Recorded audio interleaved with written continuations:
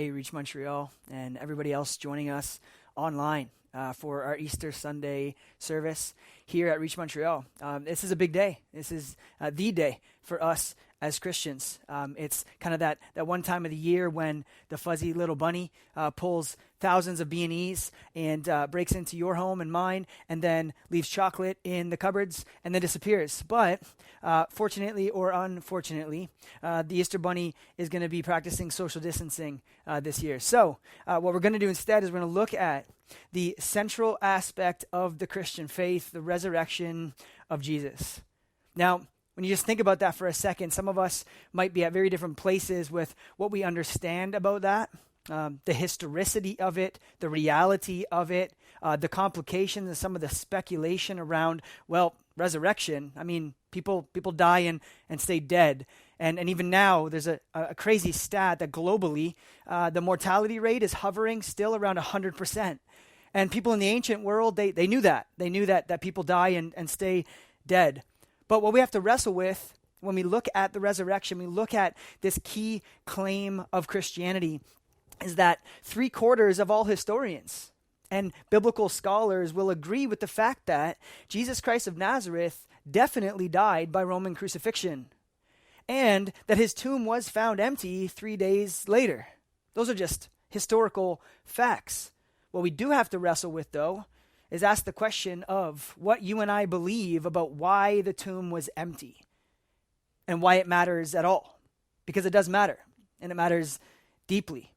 If the empty tomb was just some elaborate plot by Jesus' followers and disciples, or some kind of a trick played on Rome, or that Jesus was in fact, as history testifies, as countless thousands of eyewitnesses claimed in the first century, and today as billions of people across the world confess that Jesus of Nazareth rose from the dead to invite all people into a forever kingdom rule, to offer hope and life so that there would come a day when pain and tears and death itself would be silenced. Now that's where we have to decide. And today, we can't get into all of the historical kind of ramifications and the historical evidence around the resurrection. But let me just encourage you, some of you that have not wrestled with this yet, let me encourage you to seriously examine the evidence of the resurrection, not just as a fairy tale or something that we've chalked up to the thoughts of the ancients, but to look at it as factual, historical reality, because there's one thing that's undeniable about it. Something happened that morning. 300 years after the first century church professes that Jesus was raised from the dead, half of the Roman Empire bowed a knee and worshiped Jesus as Lord instead of Caesar. And despite today in our modern world, the myth that God is dead, global Christianity is expanding at staggering rates because people aren't encountering religious ideas, but they're encountering the risen Christ. And we know, as Christians, and we look at the gospel, we have a lot riding on this. If Jesus did rise from the dead, he was right about everything else he said about life and death and romance and marriage and sexuality and money and success and life and death and God and eternity. He's right about all of it. And none of those things are helpful unless they're rooted in the truth and the reality of Jesus being who he said that he was. But the flip side is also true. If Jesus is not raised and Jesus is not more alive today than he has ever been, as Paul, the Apostle Paul, writes in the first century in 1 Corinthians 15, then your faith as a Christian is futile. It's worthless. And you're still in your sin, and so am I. And we are to be the most pitied of all people. Paul's right. There's a lot riding on this. So here we are, 2,000 years later, in 2020, looking at this key question. So before we jump into this, let me just pray for us as we do that. God, we thank you that at this time of the year, we are kind of forced to think through these questions a little bit more. That, Lord, kind of like going through normal life and work and family and the regular rhythms that we usually have, that this time of the year we're kind of slowed down and invited to consider these things truly. I just pray for each of us, regardless of where we are, the questions we have, the doubts we're wrestling with, the skepticism that is so easily there just to kind of question what this is really about. I just pray that today, this morning, you would use it in some way, in a way that only you can, to lift our eyes, not just to wishful thinking or hopeful thinking, but to the reality that you, God, are the giver of life and the giver of true hope. So we invite you into this time and ask that you would use it to make much of you and your name, Jesus. Amen. So here we are, 2020, considering the resurrection of a Jewish rabbi over 2,000 years ago. Now, if we're honest and thoughtful about 2020 so far, 2020 is off to a bit of a rough and strange start. I saw one post that just said maybe we need to unplug 2020 and plug it back in. Because if we're looking at the first quarter of this year and we pay attention to the headlines and we look at the global reality of what is going on in our world, it's rather shocking and it's rather strange. Whether it's the Australian bushfires that ravage Australia, or the Ukrainian jetliner crash in Iran, killing all 176 passengers, or the floods that we're seeing, epic floods in Indonesia, forcing 500,000 people from their homes and displacing them, or earthquakes in Turkey and the Caribbean that are just unprecedented, or for goodness sake, locusts in East Africa. And now here we are with COVID-19, a pandemic that really is global and unprecedented in proportion. You just have to sit and think and feel that and say something doesn't seem right. Something seems broken. Something doesn't feel right. And it's no surprise that there was a recent poll taken of North Americans, and 71% of the people polled and asked whether the world is getting better or worse. 71% of them said worse. And it's not surprising, considering what we're seeing and hearing and the headlines that we're exposed to day, and the present reality of the coronavirus and the dramatic changes it's forcing us to make as people. But according to global metrics, and this is just kind of hard science, the world actually has never been better. I read a book by an author called Johan Norberg. The book is called Progress, 10 Reasons to Look Forward to the Future. Wrote it in 2016, and listen to what he says. Despite what we hear on the news and from many authorities, the great story of our era is that we are witnessing the greatest improvement in global living standards ever to take place. And then he goes through the book and he presents data in 10 different areas to show that food, sanitation, life expectancy, poverty, violence, climate, environment, literacy, equality, and the conditions for childhood globally are actually at an all-time high. We've seen a rise in the global life expectancy from 31 to age 71 just between the 20th and the 21st century alone.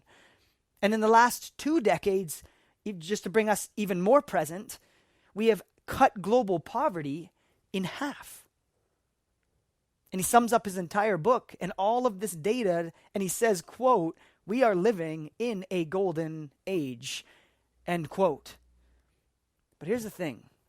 If we're honest, even if that's true, even if globally we're seeing kind of this up spike in living standards and progress, if we're honest, few of us feel that. Few of us feel that is true.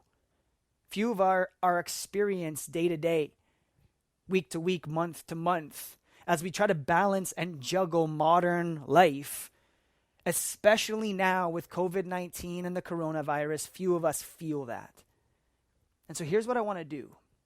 Before we look at the gospel's response to this kind of heart level nag of something is not right, of something being broken, I want to pause and I want to ask us, why do we even care?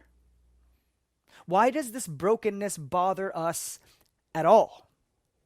What is it about tragedy and pain and lack and suffering that pushes our especially post-Christian, secular, progressive culture to see this as anything more than just another random evolutionary mechanism to test the survival of the fittest? If we're honest philosophically and intellectually, we don't really have a moral leg to stand on if that is our worldview. Yet, we are outraged. Today, with COVID-19 especially, we're shocked, we're silenced, we're humbled, and we do care. But in our progressive secular age, if we are nothing more than animals with time and chance on our side, no embedded or transcendent meaning or purpose to life because really it's just a big cosmic accident, then hopelessness, despair, suffering, and death are, as the atheist Richard Dawkins has put it, it is what it is. It's just the way it is. Our world and existence, if just random, deterministic, and amoral, then we're coming from nowhere for no reason, and we're going nowhere with no future hope. Yet for you and I, there's something that tells us and almost wells up inside of us to say that that is not the way that it is, that does not align with reality. And for us here, as we drive around our community and we drive around the island of Montreal and around our cities and neighborhoods, we see paintings of rainbows indoors and window frames with the hope-filled mantra of it will be okay, that this too will pass. Ça va bien aller. But will it? And why would it? Why should it? And most importantly, why do you care? These are serious questions that at this time, especially as we examine the hope of the Christian gospel over and against and compared to some of the other options in the marketplace of thinking, these are so important to think about because you and I do care. Regardless of where you are on the spectrum of religious or non, of secular and humanistic or spiritual, you and I do care. Why? Well, here's the answer. Because you and I are hope-hungry creatures. You and I don't know what it means to live apart from there being a hope to live into. And that is intentional. And that is by design. That we hope for life and love and flourishing because it's embedded into our very nature by the God who created us. And so for you, regardless of where you land in this lens of, well, are we making progress or are we not? Or is the world going to hell in a handbasket? Or are we just kind of progressive humanists who are pretty awesome? Regardless of where you land with these two options, thankfully, the gospel, the Christian message gives us a third option altogether.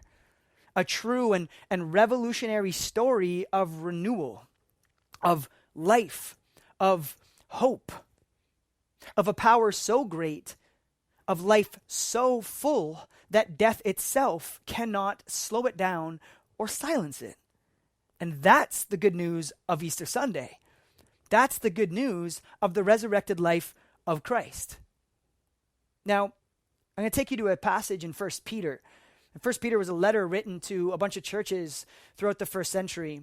And Peter probably is my favorite follower of Jesus, my favorite apostle, because he is brutally honest and raw about how he's processing who Jesus is and what Jesus does. And so often, Peter just he's the one at the party who will speak up for everybody else who's thinking things and won't say it. He's that guy. And I like that guy. And Peter goes from kind of coward, not really knowing what to do with Jesus, seeing everything that Jesus is doing, and then abandons Jesus on the night of his crucifixion, and then refuses to even associate with the Christian gospel and Jesus Christ, who he called Savior, until the resurrection. And the resurrection changes everything for Peter. It changes everything not just for Peter, but if we understand it truly and historically as the reality-shaping thing that it is, it changes everything for everyone everywhere. Listen to what Peter says in 1 Peter chapter 1, verse 3 through 5. Blessed be the God and Father of our Lord Jesus Christ. According to his great mercy, which he has caused us to be born again to a living hope through the resurrection of Jesus Christ from the dead, to an inheritance that is imperishable, undefiled, and unfading, kept in heaven for you, who by God's power are being guarded through faith for a salvation that's ready to be revealed in the last time. Peter points this out because he's showing us that this is going somewhere. He talks about the last time, that there is something, there is a telos, there is an end, that this is all going somewhere. Why? Because it came from somewhere. That this is going towards something, not to nothing. And Peter talks about this resurrected hope, that it's a living hope in the God who resurrects, in the God who gives life. And it's imperishable. It doesn't decay. It doesn't just rot away. There's nothing that can take away the life that is given to us in the hope that is found in the resurrection of Jesus Christ. And Peter points this out because he knows, like you and I know, that we can't live without hope. That hopelessness literally, biologically, kills us. Whereas hope itself is essential for life. As the great thinker Emil Brunner said, what oxygen is to the lungs, hope is to the meaning of life. He's right. Without hope, life itself starts to crumble.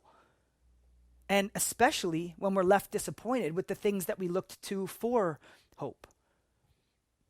One of my favorite modern authors to capture this is David Foster Wallace, who was, if you don't know, a brilliant author and novelist who tragically succumbed to suicide at the age of 46 a couple of decades ago. And in an interview, very famous interview about a book that he wrote called Infinite Jest in 1996, listen to what he says about why he wrote this book. Now, Infinite Jest was written as a way, almost like a divine comedy or a tragic story about life in America. And what David Foster Wallace wanted to do is he wanted to capture for us, for Americans in particular, the sadness that comes with living life in America. And it applies to us too in the West because our Western civilization is built on the same building blocks that David Foster Wallace points out here. And listen to what he says. There's something particularly sad about living in America. Something that doesn't have very much to do with physical circumstances or the economy or any of the stuff that gets talked about in the news. It's more like a stomach level sadness. I see it in myself and my friends in different ways. It manifests itself as a kind of lostness. Whether it's unique to our generation, I really don't know. The sadness that the book is about, his book, and that I was going through was a real American type of sadness. I was white, upper middle class, obscenely well educated, had way more career success than I could have legitimately hoped for, there's the key word, and was sort of adrift. A lot of my friends were the same way. Some of them were deeply into drugs. Others were unbelievable workaholics. Some were going to singles bars every night. You could see it played out in 20 different ways, but it's the same thing.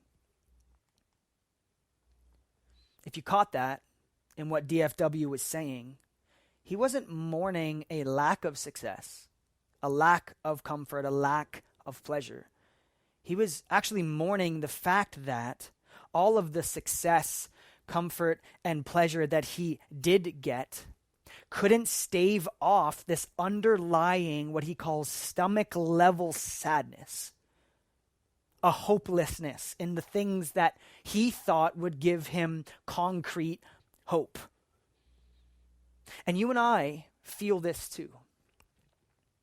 When faced with our own mortality and our own vulnerability and our own insecurity, what this does is it ends up pointing us to where we are putting our hope, where we are kind of hinging the answer to the question of, how will this get better? Will this get better? Where is this all going? But true hope isn't just optimism about the future and saying that this too will pass without any legitimate reason that it ever should. But true hope is the certain conviction of coming good based in reality. And something like COVID-19 and kind of the global scope that we're feeling it in, although it's unique in its global scope, the coronavirus and the impact that it's having is not unique in its invitation to us to consider our own mortality and vulnerability. And for us who really are so insulated in the West with some of the same things that David Foster Wallace pointed out, it's so important to allow this season not to just be a time to shake our fist at the heavens and say why, but to slow down and look at where we have put our hope. And that maybe this would be an invitation to shift the object of our hope from things that are passing away and are perishable, and shift them to put our hope in the only thing that is imperishable and gives us true life. And that is what the resurrection is about. So just listen and hear me carefully on this.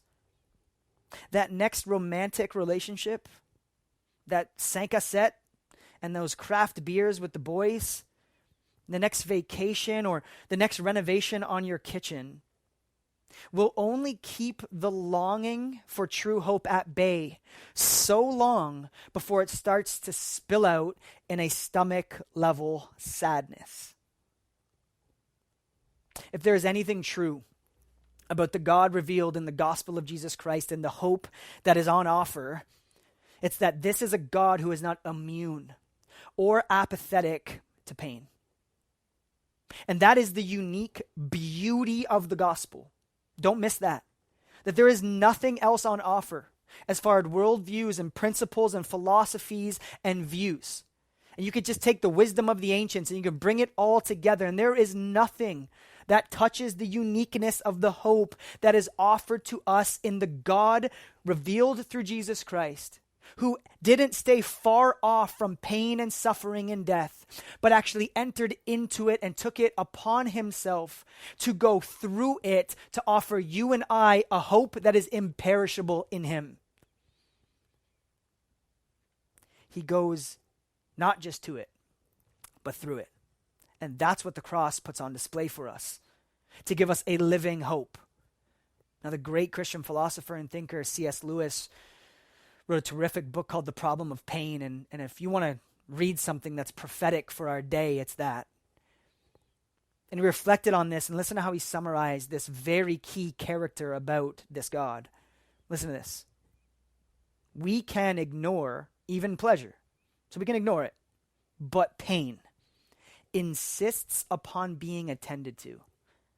God whispers to us in our pleasures, speaks in our conscience, but shouts in our pains. It is his megaphone to a deaf world. The problem of pain is that we all feel it, but the promise of hope is that this God doesn't waste pain and suffering, but instead takes it upon himself, absorbs it in the cross, and then takes death's best through the crucifixion and rises from the dead to show us that in him we are not just moving towards wishful thinking, we're moving towards an imperishable hope that will give life everlasting and life so full that death can't silence it. Now that is good news. Now that is the message of Easter Sunday morning. That is what we see uniquely in the person and work and life and hope of Jesus Christ of Nazareth. The hope of the resurrection isn't, though, just about it getting better later. It's not just about going to heaven when we die. Some of you who grew up in the church and Sunday school or in different kids' Bibles, really the message of the gospel gets reduced to you're a sinner, you're going to hell, Jesus died for you so you can go to heaven. But unfortunately, it's such a reductionistic view. We've reduced it and boiled it down to something that misses the scope of this. The universal and eternal beauty of the gospel isn't that you and I get to go somewhere, go to heaven when we die. It's so much better than that. This hope is so much fuller than that. The hope of the resurrection it's the reversal of everything that has been corrupted by sin. It's the renewal of all creation, starting with man and woman, starting with you and me, starting with sinners who can experience life. And if there's anything true about the Bible and the story of redemption, it's that we see in Genesis, we start with the heavens and the earth, and humanity and God together in a garden. And the Bible ends in the book of Revelation to show us that this is going somewhere, and that our hope is that there actually will be a new heavens and new earth, and God and humanity will be together in a brand new garden city where everything will be good forever. It's the same nag that you and I, the appetite, the hunger that you and I have for future hope. Jesus doesn't allow it just to linger and sit and hang in the future. Through his resurrection and his power and triumph over the grave, he brings that future hope into our present reality and offers it freely to all of us. The book of Revelation shows us where this is going, and I just love this text. Revelation 21, verse 1 through 4. The Apostle John says, "Then I saw a new heaven and a new earth. For the old heaven and the old earth had disappeared, and the sea was gone. And I saw the holy city, the new Jerusalem, coming down from God out of heaven like a bride beautifully dressed for her husband." This is an eternal romance story. "I heard a loud shout from the throne saying, 'Look, behold, God's home is now among his people. He will live with them, and they will be his people. God himself will be with them. He will wipe away every tear from their eyes, and there will be no more death or sorrow or crying or pain. All these things are gone forever." Revelation is not just showing us a future hope where we get to look forward to injustice being silenced and justice reigning, or tears being wiped away and joy being given freely, or pain being silenced and death being replaced by everlasting life. He's not just showing us that as amazing as that is. Revelation is showing us what happened in the moment that Jesus Christ walked out of the tomb and left death silent, left the grave not with the last word over your life and mine, but he triumphed and had the last word over the power of death. The great theologian, African theologian, St. Augustine, wrote a letter in the 300s, not like the 30s, but like the 300s, talking about Christian hope. And he said, Christian hope is in the one who can restore what has been lost, bring to life what has died, repair what has been corrupted, and keep thereafter without end what has come to an end. This is about so much more than just individual salvation and forgiveness of sins. This is about the renewal of all creation and an invitation for you and I to obey the first commandment ever given to humanity, which is to be fruitful and multiply. And Jesus Christ enters into creation as Creator God. And he lives the life that you and I cannot live, never will, and dies a death that is not rightly his, in order for him to pick his life back up again, to offer it to you and I, to give us hope that is imperishable and untouchable by even death itself. And this is what the resurrection is all about. The resurrection isn't wishful thinking, and it's not even just something to be wrestled with as far as the evidence and historicity of it. This is the reality that we all have hoped for and longed for in that stomach level sadness that we feel. And you and I, we may be able to keep that off and just kind of stave it off long enough by toys and trinkets and houses and success and relationships and clicking and scrolling and binging. But in our quietest moments, in our most honest moments, when your head hits the pillow and mine hits the pillow at night, we're left with our thoughts. We're left with a yearning and a hunger for hope. We're left with the desire that things that are going to end they just wouldn't end. Where does that come from? Well, that's what the resurrection is about. A renewal of all things. Of things lasting forever that really shouldn't end because they're good.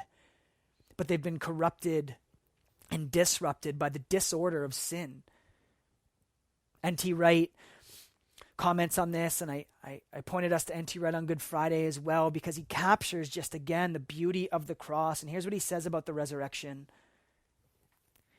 When Jesus died, something happened as a result of which the world was a different place. By 6 o'clock on the evening of the first Good Friday, the world had changed. A revolution had begun. The first sign of the difference came on the third day when Jesus was raised from the dead. Without that, his followers would have concluded with shame and sorrow that he was just another failed Messiah. But his resurrection was not simply a surprise happy ending to the story. It was, and was bound to be seen as a glorious beginning. It meant that the darkest and strongest power in the world, the power of death itself, had been defeated. If that was true, then a new power, a different sort of power from all others, had been unleashed into the world. N.T. Wright points us to the beauty yet absurdity of the truth claim that Jesus resurrected from the dead. And if that is true, the reality of Easter and the reality of the resurrection is that death couldn't hold Jesus because he is, in fact, the author of life. And that stomach level sickness that you and I feel, that longing and that hunger for hope is only to be found not in a place called heaven, not in stuff here, not in influence and success here at all, but in a person, Jesus Christ. That he, the author of life, made us and authored our life for him. And if this is true, the resurrection isn't just historical speculation or religious imagination. The resurrection is an open invitation. An invitation to experience a power that has been unleashed into the world that death itself cannot touch. It's an invitation for you and I to give up our self-rule and acknowledge God's rightful rule. It's an invitation to reverse the enthroning of self and the dethroning of God and how we define what is right and good and true.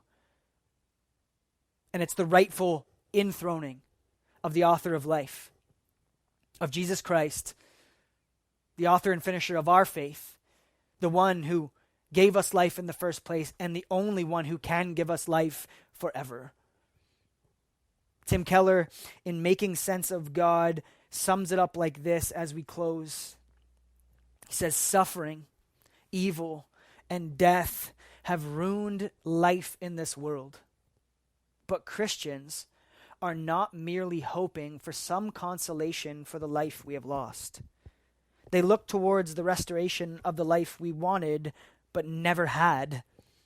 You will not simply get your life back with this future hope, but you will get the life you always longed for but never were able to achieve. The resurrection says no to nevermore. This new life on offer isn't one that just kind of consoles us with heaven in the future. This new life is power that comes into the present and gives us everything that should have been that we never received. That's the good news. That this new life on offer is for you and I, but only if we lay down our old life. And that's why in the story of Christ, in his life, death, resurrection, and ascension, we see that resurrection isn't just for all people everywhere. Resurrection is for the crucified. And the invitation of the gospel is that you and I would lay down our life in order for Christ to give us the life that is meant for us, the life that is on offer, and the hope that is imperishable for the future and for now. The Apostle Paul says in Romans 5 about hope that hope does not put us to shame. Because, why? God's love has been poured out into our hearts through the Holy Spirit who has been given to us. That this new life, that this new power, that this new hope is given to us by a new spirit, given to us by a new heart, that we are a new creation in the midst of the created order that is still moving towards renewal, moving towards the new heavens and the new earth. And that is what's on offer for you and I today.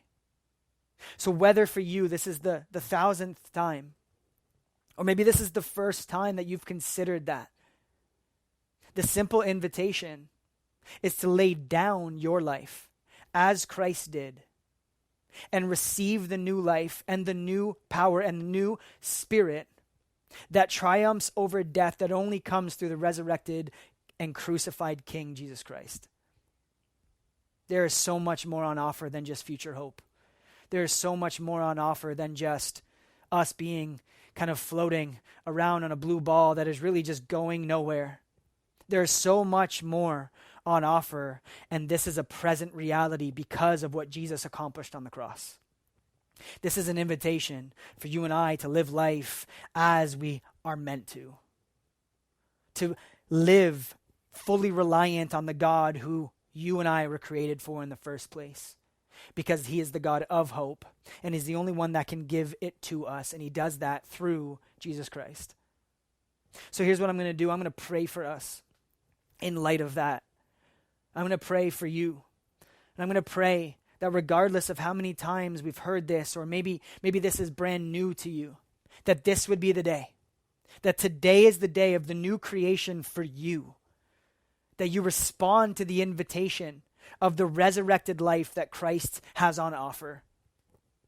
And just as Peter does, wrestle with the reality of it. Wrestle with the questions. Wrestle with the historicity of this. But by no means use this as a way to avoid that stomach level sickness that you and I feel and can't quite cure. Because the answer isn't found here and now and in you. The answer to that is found outside of you and I in the God who created you and I. Let me pray for us to that end. Father, you are the God of hope. You embedded us and wired us with this deep sense of hope and this longing for things being righted. That things are not right, that things are broken right now. And that's not wrong because they are. But they're broken because, God, we have enthroned self and dethroned you. And Jesus, in that moment, as you took your place on the cross and your lifeless body got put in the tomb, on that morning of Easter Sunday, the first Easter Sunday, when you took your life back up again, you declared that you are king of a new kingdom, that you are the king offering us new hope presently, today, and forever. So I just pray for each of us as we've heard this, as we've considered the gospel fresh for the first time or for the 100th time, that you would use this to stir up in us hope that you put there, that we would wrestle with the reality of pain, the reality of mortality, the reality of death, and that wouldn't be a distraction from who you are, but that it would be a way to draw our eyes to you, because you are a God who steps into it and ultimately frees us from it to give us hope. We thank you for this time. I ask that the rest of this weekend and going into this week and into this season of life of isolation and social distancing, that Spirit of God, you would use this as a way to transform hearts and minds and bring dead people to life and bring them to yourself. And we ask all these things in the only name that matters and the only name that will ever matter. In the name of Jesus Christ of Nazareth, amen.